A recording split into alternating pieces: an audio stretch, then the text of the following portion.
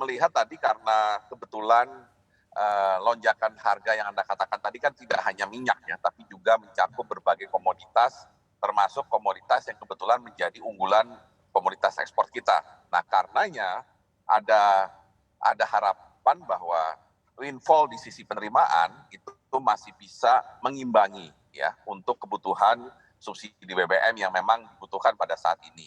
Meskipun tentunya kalau memang kondisinya dirasa misalnya makin berat, tentunya perlu dilakukan reposisi anggaran ya supaya belanja-belanja yang barangkali nantinya tidak optimal bisa dialihkan untuk membantu mengurangi tekanan terhadap kenaikan harga BBM.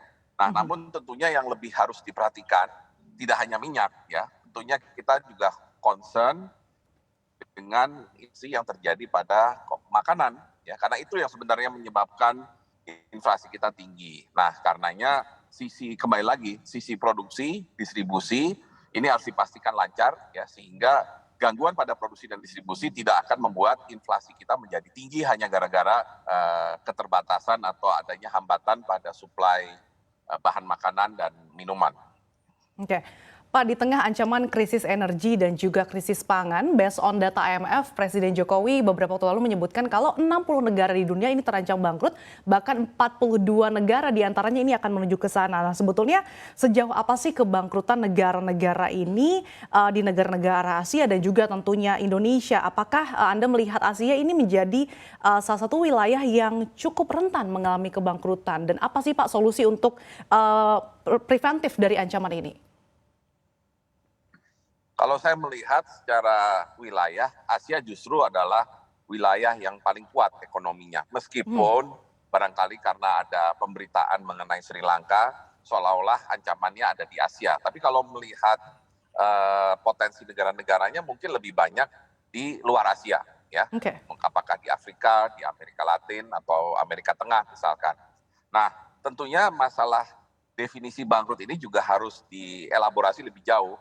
Ya, ada dua definisi lah yang bisa difahami masyarakat umum. Yang pertama, kalau suatu negara gagal bayar ya terhadap utang yang jatuh tempo ya. Dan ini tidak dialami hanya negara miskin, tapi juga dialami misalkan oleh beberapa negara Amerika Latin di masa lalu. Dan akhirnya mereka harus melakukan semacam restrukturisasi dari utang mereka.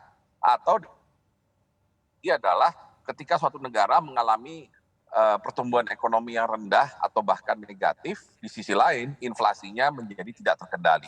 Nah, ini terjadi di negara seperti Venezuela, Zimbabwe ya, yang mengkonotasikan negara itu bangkrut karena memang kegiatan ekonomi tidak berjalan. Nah, kalau melihat dua definisi ini, saya melihat Asia sebenarnya dalam posisi yang paling kuat, bahkan Asia itu sebenarnya adalah sumber pertumbuhan ekonomi global, dan khususnya Indonesia, saya masih melihat pengelolaan ekonomi makro kita sangat terjaga, sehingga akhirnya ya pertumbuhan ekonomi diharapkan tentunya masih cukup baik ya, paling 4-5% mudah-mudahan di tahun ini. Dan kemudian inflasi ya, kalaupun misalkan di atas 5%, tapi saya yakin tidak akan melambung tinggi sekali sampai double digit ya. Jadi paling tidak kita masih bisa mengelola dan mengendalikan kondisi makro kita. Nah, di tengah fundamental Indonesia yang bisa dikatakan masih cukup kuat, kemudian juga kita diuntungkan dengan windfall komoditas, sebetulnya seberapa besar sih peluang Indonesia kembali resesi, dan perbedaannya apa sih Pak resesi kali ini dengan resesi karena pandemi COVID-19 lalu? Ya, kalau resesi akibat karena pandemi itu terjadi karena aktivitas ekonominya terhalang atau tidak bisa bergerak secara optimal. Ya, sedangkan perkiraan resesi kali ini seperti yang tadi sempat saya singgung, yaitu banyak pengamat global khawatir dengan stagflasi. Ya, stagflasi itu kombinasi antara stagnasi dengan inflasi, yaitu pertumbuhan ekonomi yang relatif rendah dengan inflasi yang tinggi. Nah, ini yang tentunya harus disikapi dengan baik, ya, karena pertama inflasi tinggi akan mengurangi daya beli masyarakat secara signifikan. Nah, kalau daya beli masyarakat secara signifikan sudah berkurang, maka tingkat pertumbuhan konsumsi juga akan berpengaruh. Padahal tingkat pertumbuhan konsumsi adalah penentu utama dari pertumbuhan ekonomi. Nah, jadi sebenarnya asal muasal stagflasi bisa terjadi kalau inflasi tidak terkendali. Nah, untuk Indonesia tentunya yang harus dilakukan adalah benar-benar menjaga inflasi ini ya, supaya tidak menjadi tingkat yang tidak terkendali, jadi harus bisa dikendalikan, sehingga kalau bisa dikendalikan daya beli masyarakat tidak terganggu terlalu banyak dan tingkat konsumsi tetap tumbuh cukup besar, mungkin sekitar 4-5%, itulah nanti yang akan bisa menjaga tingkat pertumbuhan ekonomi kita.